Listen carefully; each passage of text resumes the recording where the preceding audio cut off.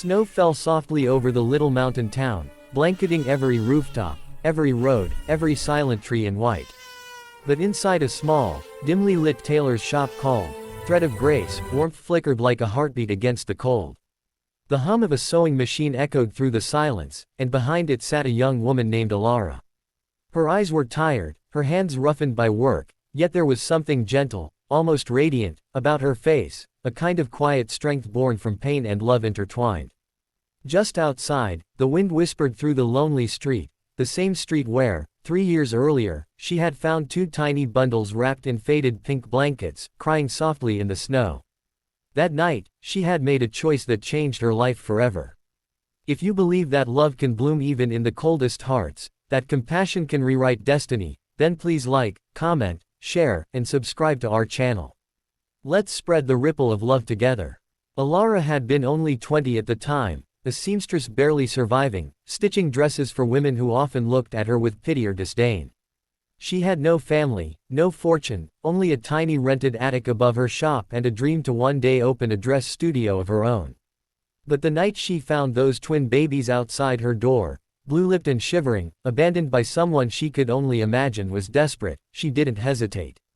She took them in, pressed them against her chest to warm them, and promised in trembling whispers that she would never let them feel unwanted again.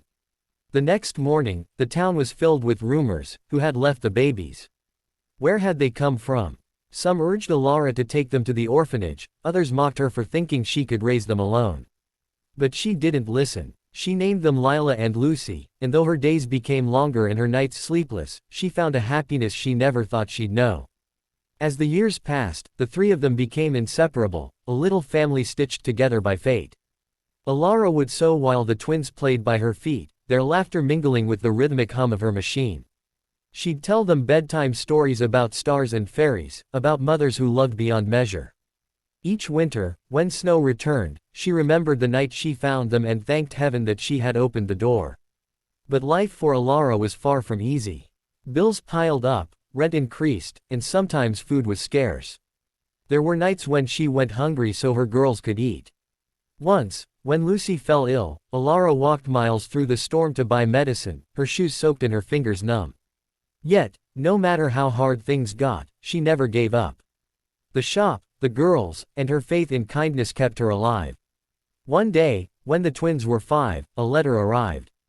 It was from a company in the city, Argent Textiles, one of the country's largest fashion houses. They had seen her handmade winter dresses online and wanted to buy a few designs. Elara couldn't believe it. With trembling hands, she packed her finest work and took the long bus ride to the city, her heart pounding with hope.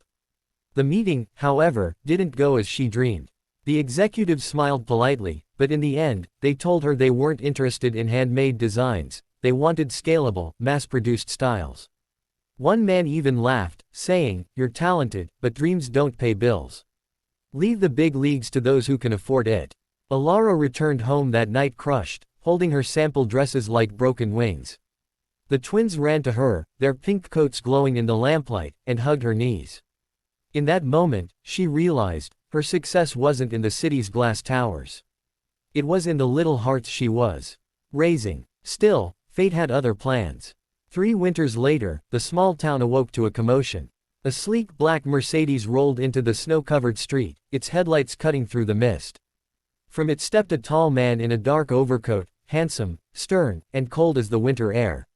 His name was Alexander Vale, the new owner of Argent Textiles, and one of the youngest CEOs in the country. He had come to inspect the rural suppliers who worked for his company, a task he did not particularly care for.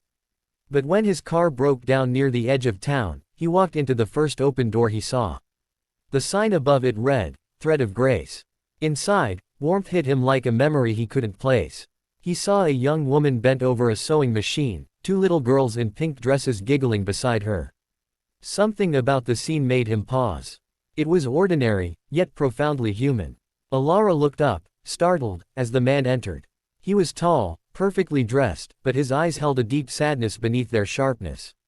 He asked if she could repair the torn lining of his coat.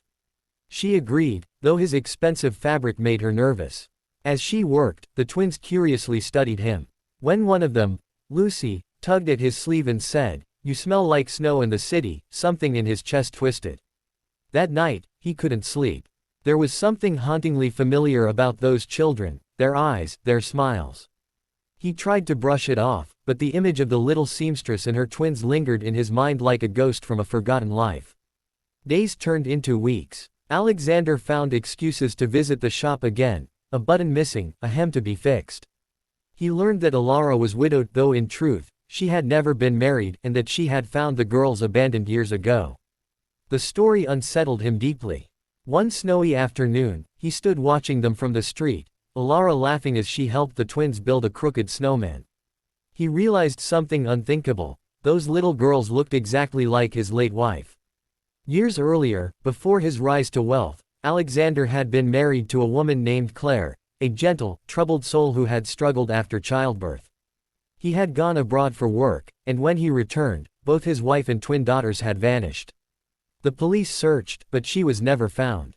For years, guilt had consumed him. He believed she had run away, and that the babies had died. But now, staring at the twins, his heart pounded like thunder. Could it be possible? Could fate be this cruel and this merciful all at once? He quietly ordered a DNA test through his assistant, using a strand of hair from the twins' old scarf that he had discreetly taken after a visit. The results arrived 3 days later. His hands shook as he read the words: probability of paternity, 99.99%. Alexander drove to Elara's shop through the falling snow, the same road where years earlier, Claire had disappeared. He saw Elara standing at the door, holding a lantern. The twins ran to him, their laughter filling the air. And then, for the first time in years, Alexander Vale, the man who had everything, fell to his knees and cried. Elara was confused, frightened even. But when he told her the truth, who he was, who the girls were, her world stopped. The twins, her daughters, had a father. A powerful man with a past filled with loss and regret. At first, she feared he would take them away. Her heart clenched at the thought. They were her life, her reason to breathe. But Alexander didn't come to take, he came to ask. With tears freezing on his lashes, he told her that no amount of money could repay what she had done, that she had given his daughters not just a home, but love, something he had lost long ago. For days, Elara couldn't think straight. The girls didn't understand the meaning of it all, they only saw that the kind man with the fancy car made their mother cry. Alexander offered her everything: a house, security, partnership in his fashion brand. But she hesitated. She didn't want wealth. She wanted her small world, her little shop, her peace. In the end, it was the twins who made the choice. One evening, Lucy climbed onto Elara's lap and said softly, "Mama, can he stay with us? He looks lonely." And so, slowly, carefully, Alexander began to stay. At first, just visits, helping with groceries, driving them to town. But over time, his heart found what it had lost: home. He transformed Thread of Grace into a beautiful boutique, keeping Elara's name above the door. Her designs reached cities across the country, but she still sat by the same window, sewing by hand, the girls laughing nearby.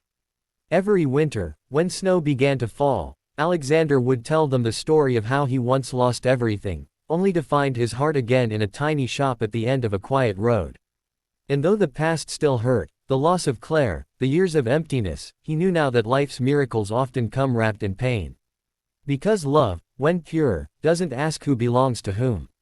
It simply stays. Years later, the twins grew into beautiful young women, kind, strong, and full of grace. On the day they graduated, Elara stood beside Alexander, her hand in his, tears glistening in both their eyes. They had built not a perfect family, but a real one, stitched together with gratitude, forgiveness, and love that never gave up. As snow began to fall once more, Elara whispered, "Maybe we were all lost once. But now we've found each other." And Alexander smiled, the man who once had everything, now truly rich for the first time. If this story touched your heart, please like, share, and subscribe to our channel. Let's keep spreading stories that remind us love still exists in this world. Speech balloon special request. Comment below, do you believe love can find its way back, even after years of silence?